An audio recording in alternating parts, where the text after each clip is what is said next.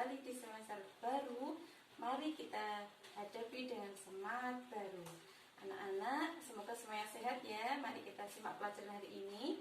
Hari ini kita akan mempelajari materi pertama pada semester 2, yaitu kekongruenan dan kesebangunan. Coba kita amati ketika kita berada di kelas kita, terdapat figura foto presiden dan wakilnya. Bagaimana bentuk dan ukurannya?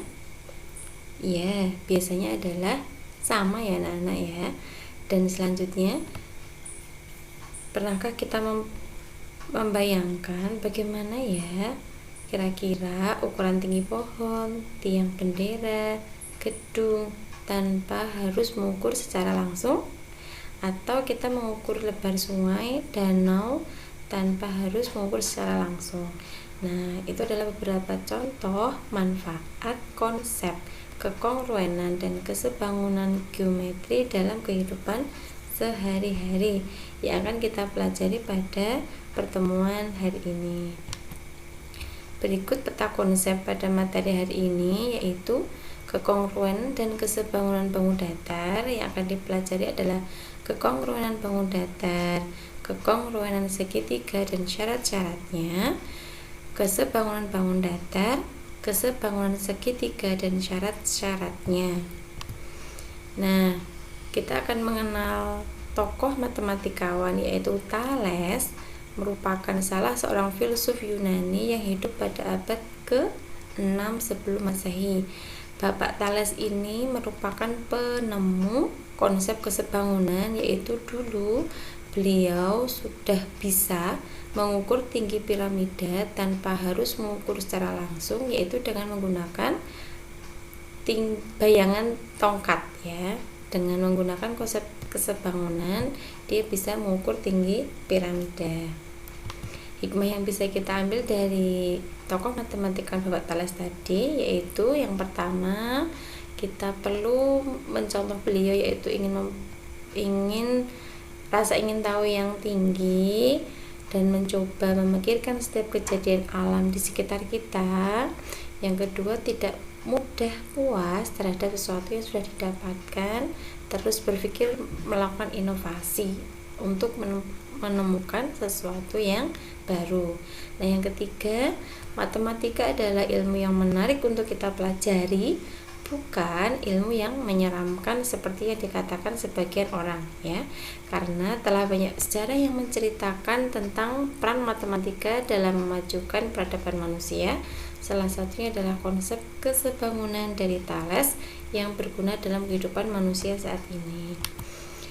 Nah, mari kita amati benda kongruen atau tidak kongruen. Yang pertama adalah dua gambar mobil yang kongruen, dua gambar mobil yang tidak kongruen, dua kursi yang kongruen, dua kursi yang tidak kongruen. Berikutnya, 5 pensil yang kongruen, dua gambar pensil tidak kongruen, dua figura lukisan yang kongruen. Nah, itu ketika benda-benda dalam kehidupan sekitar kita ya. Ketika kita menggunakan bangun datar, bisa kita amati juga kekongruenannya. Yang pertama, contoh dua persegi panjang yang kongruen, dua persegi yang kongruen, 3 bintang kongruen, 3 tabung yang kongruen. Nah, contoh pasangan bangun yang tidak kongruen, ada 2 persegi panjang tidak kongruen, 2 segi 4 tidak kongruen. Nah, dari beberapa benda di sekitar kita yang kita amati, beberapa bangun yang kita amati tadi, kira-kira apa itu kongruen anak-anak? Ya, disimpulkan sendiri dulu dengan bahasa kalian. Selanjutnya, coba kita mendapatkan dua bangun kongruen dengan translasi atau pergeseran. Terdapat persegi panjang A, B, C, D dan persegi panjang E, F, G, H. Nah, ketika kita melakukan kegiatan menggeser atau mentranslasikan persegi panjang ABCD ke persegi panjang EFGH, maka A akan menempati E, B akan menempati F. Bagaimana dengan titik yang lain? Ya, C akan menempati G, D akan menempati H, sehingga dua persegi panjang tersebut nanti saling berhimpit. Nah, karena saling menempati atau menutupi, maka mereka memiliki ukuran dan bentuk yang sama, sehingga bisa disimpulkan bahwa dua persegi panjang tersebut ABCD dan EFGH adalah kongruen. Simbol kongruen bisa kita dapatkan sebagai berikut ya. Ini simbol untuk sebuah kongruen. Selanjutnya kita mendapatkan dua bangun kongruen dengan rotasi.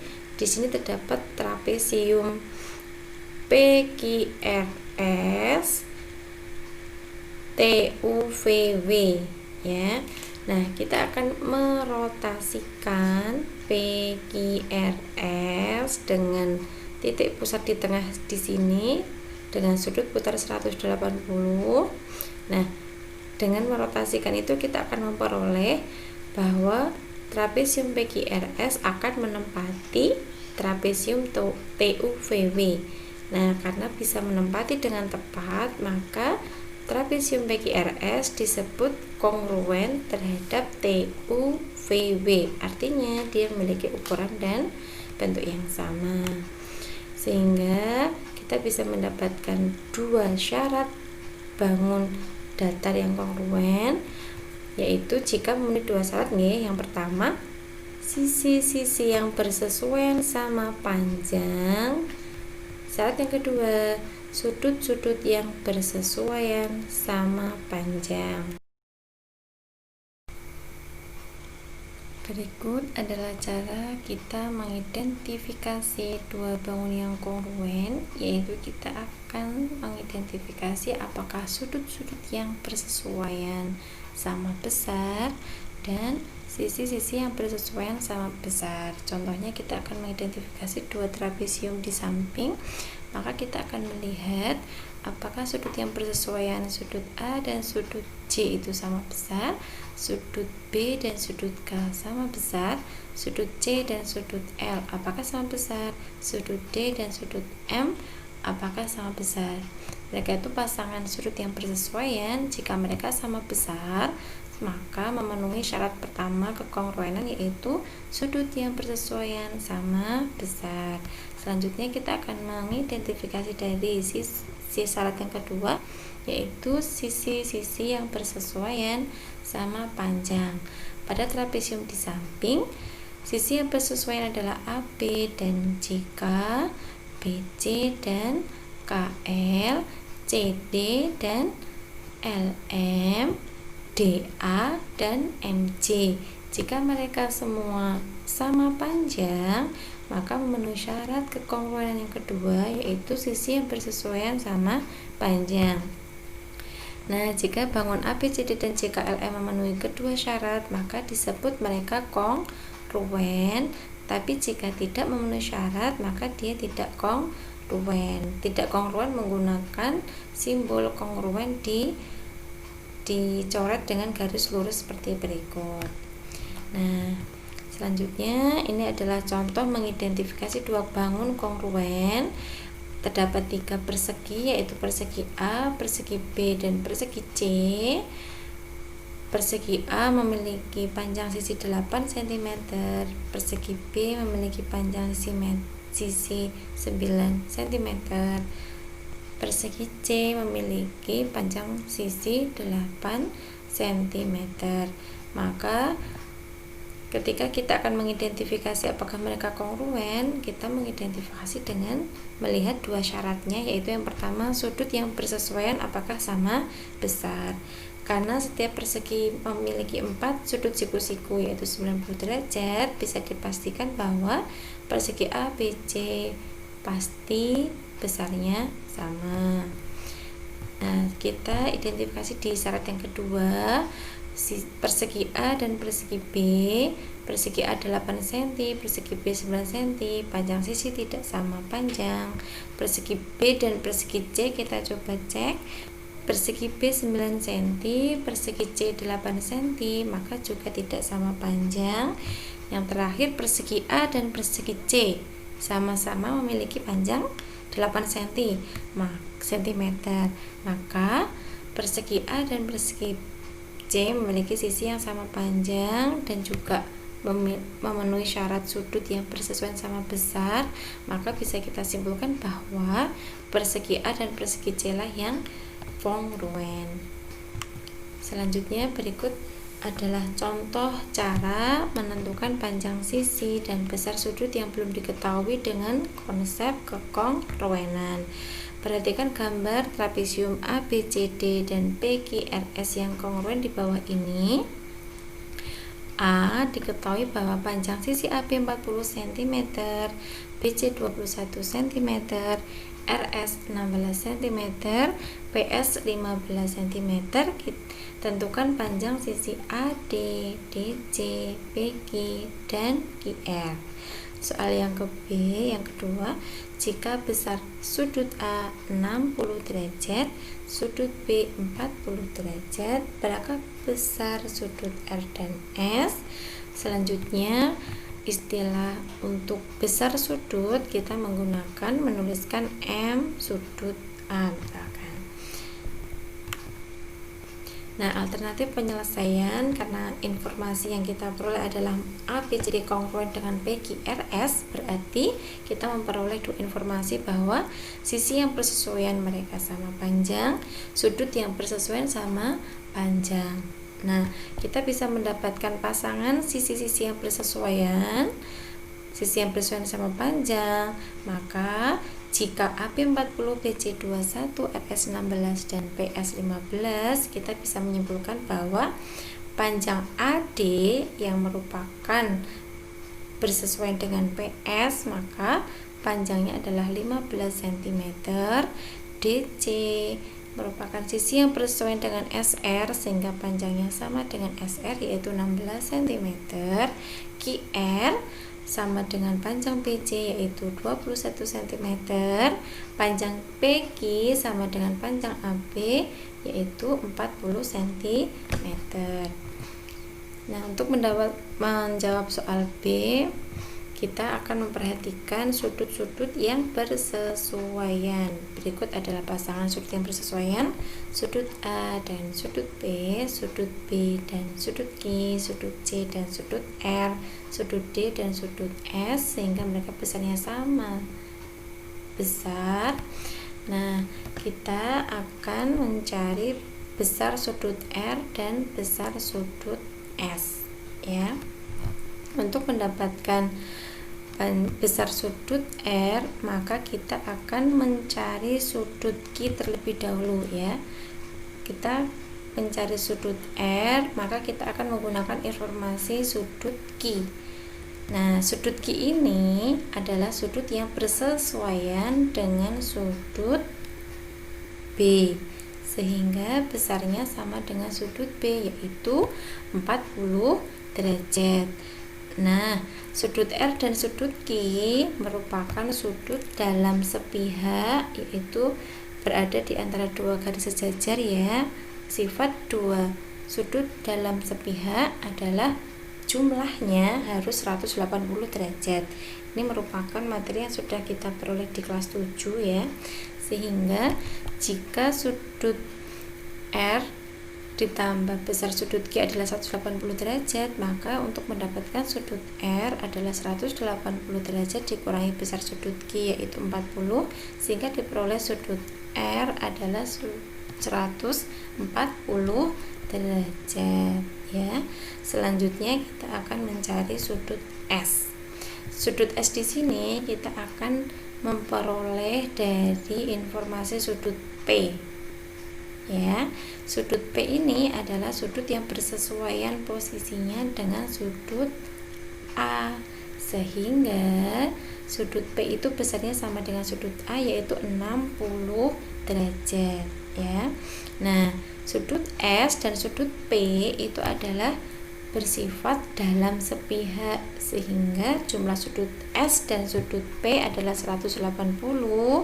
Maka untuk mendapatkan sudut S kita bisa mendapatkan dari 180 dikurangi besar sudut P, 180 dikurangi 60, sehingga menghasilkan 120. Jadi bisa kita simpulkan besar sudut R adalah 140, besar sudut S adalah 120. Dari contoh soal berikut bisa kita peroleh informasi bahwa konsep kekongruenan bisa kita gunakan untuk mencari panjang sisi dan sudut yang belum diketahui dari dua bangun yang kongruen. Nah, mari kita coba mereview kembali anak-anak, mana pasangan bangun berikut yang kongruen. Coba kita lihat pasangan yang A, ini adalah segi 5 dengan panjang sisi yang sama 4 cm dan bisa kita amati sudutnya juga sama ya. Maka pasangan gambar bangun di A ini adalah kongruen. Sedangkan pasangan bangun di B ini memiliki panjang sisi yang sama, akan tetapi sudutnya berbeda ya. Yang kanan ini memiliki sudut 90 derajat semuanya, sedangkan yang kiri tidak ya. Ini bukan 90 derajat, di sini juga bukan 90 derajat, sehingga pasangan di gambar B ini bukan kongruen. Mari kita berlatih anak-anak. Soal yang nomor 1 masih sederhana ya. Manakah di antara gambar di bawah ini yang kongruen? Kita amati gambar A adalah anak kecil mengenakan baju merah dengan pose yang seperti ini. Maka kita cari pasangan gambar yang sama persis ya, sama persis dengan gambar A. Malah kita cari anak-anak ya, kita peroleh gambar J. A kongruen dengan J. Kita simak pembahasannya ya. Kita peroleh A kongruen dengan J, B dengan I, C dengan F, D dengan G, dan E dengan H ya. E dengan H ini adalah pasangan gambar yang kongruen. Soal nomor 2, berikut adalah pasangan bangun yang kongruen. Tuliskan sisi-sisi dan sudut yang bersesuaian. Nah, sisi yang bersesuaian adalah AB bersesuaian dengan sisi NO, AC bersesuaian dengan sisi NM, BC bersesuaian dengan sisi OM. Nah, sedangkan sudut yang bersesuaian adalah sudut A bersesuaian dengan sudut N, sudut B bersesuaian dengan sudut O, sudut C bersesuaian dengan sudut M. Soal yang nomor 3, diketahui dua trapesium A, B, C, D dan F, E, H, G adalah kongruen. Dengan diketahui panjang sisi AD itu 12 cm, DC 13 cm, dan EF 22 cm. Kita diminta mencari panjang EH. Yuk kita simak pembahasannya. Kita akan membuat garis bantu di sini anak-anak. H ditarik ke bawah membentuk titik, ini sudah sebut I ya, sehingga ada garis HI, garis bantu saja. Nah, garis HI ini kan sama dengan panjang GF. Panjang GF ini akan sama panjang dengan DA karena bersesuaian ya. Maka panjang HI ini adalah 12 cm. Saya ulangi, panjang HI ini adalah 12 cm. Nah, panjang HG itu kan bersesuaian dengan DC ya. HG bersesuaian dengan DC yaitu 13 cm. Jika HG 13 cm, kita bisa memperoleh panjang EI. Panjang EI yang mana I ke F itu kan sama panjang dengan HG yaitu 13 cm.